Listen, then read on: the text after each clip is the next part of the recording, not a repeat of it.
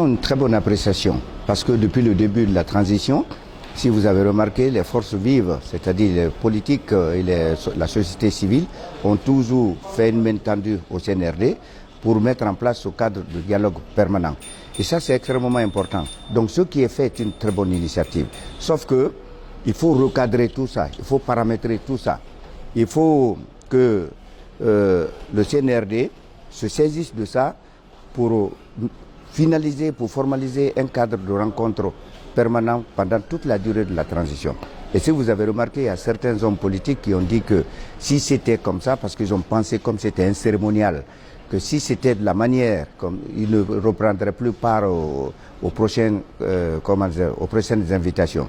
Pour éviter cela, il faut reformer, recadrer tout ça, que les politiques soient représentés par leur coalition, ce qui va limiter déjà le nombre.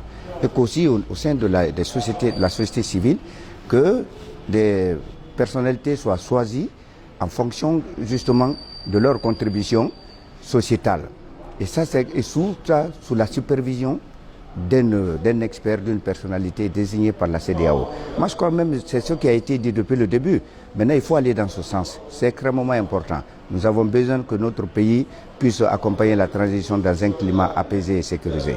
Il faut revoir le format pour ne pas qu'il soit une sorte de foire. Il faut limiter le nombre de participants. Qu'est-ce que vous proposez au Premier ministre? Oui, mais ce qu'on propose, c'est ce que je viens de dire, puisque maintenant il y a des coalitions.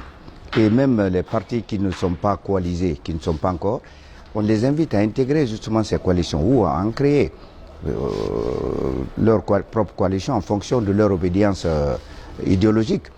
Et ça permet justement d'avoir en face des personnalités politiques et même de la société civile qui viennent représenter lors des formations des grandes coalitions avec des idées qui sont déjà discutées en amont dans leur propre coalition, qui viennent maintenant avec une feuille de propositions concrètes auprès des organes concernés, que ce soit le CNT, que ce soit le CNRD.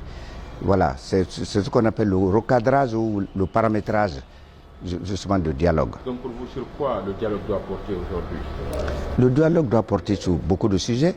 Et si vous comprenez très bien, le CNRD nous a fixé 10 points. 10 points pendant la transition, qui se sont engagés à réaliser. 10 points. Je ne les cite pas ici tous, je ne les ai pas en tête, mais bon, globalement, vous avez la rédaction de la nouvelle constitution, vous avez le fichier électoral, vous avez le recensement de la population. Ne serait-ce que tous ces éléments-là, c'est extrêmement important. Donc ces 10 points-là vont permettre, dans le cadre du dialogue, de les discuter et surtout de savoir paramétrer le temps pour régler ces 10 points. La Constitution, c'est au bout de combien de temps? Le fichier électoral, c'est combien de temps ça va nous prendre? Mais ça, on ne peut le faire que le CNRD et les forces vives de l'autre côté. Est-ce que M. Patrick Omar, vous pensez que le Premier ministre a suffisamment de marge de manœuvre aujourd'hui pour mener ce dialogue? Parce qu'aujourd'hui, il y a des partis politiques qui réclament la formation d'un gouvernement national avec un Premier ministre issu des rangs des partis politiques. Est-ce que Béavoudi a suffisamment de coups de franche pour mener ce dialogue? Si je vois l'expérience vécue, l'expérience de M. Béavoudi, qui est un grand diplomate quand même, il faut le remarquer, à mon avis, si, je ne le connais pas très bien, mais si réellement il pense qu'il n'a pas les mains libres, il lui appartient de tirer des conclusions.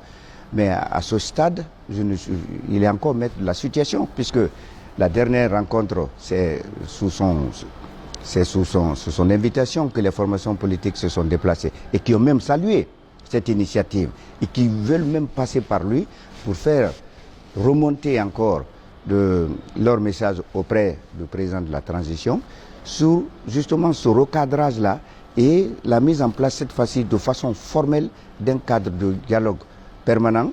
Et ça, c'est extrêmement important. Et nous ajoutons sous la supervision d'un expert désigné par la CEDEAO. Je crois que tout ça s'était dit avant. Maintenant, il faut passer à l'action. Cette dernière question, la CEDEAO s'est réunie le dimanche prochain pour statuer la transition en Guinée, au Mali et au Burkina. Qu'est-ce que vous attendez de la CEDEAO en tant que président des mouvements panafricains, ce qui concerne la Guinée notamment? C'est ce qu'on attend de la CEDEAO, que ce soit pour le cas de la Guinée, puisque le MOCODA, c'est le mouvement de concertation pour le développement de l'Afrique. Donc nous sommes présents un peu partout.